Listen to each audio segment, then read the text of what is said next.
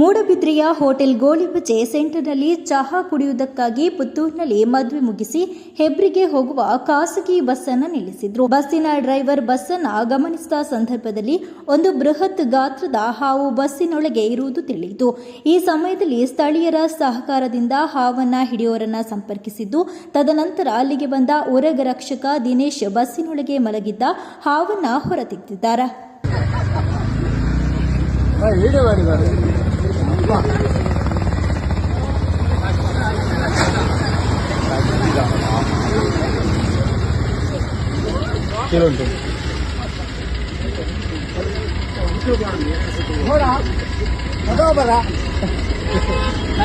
बस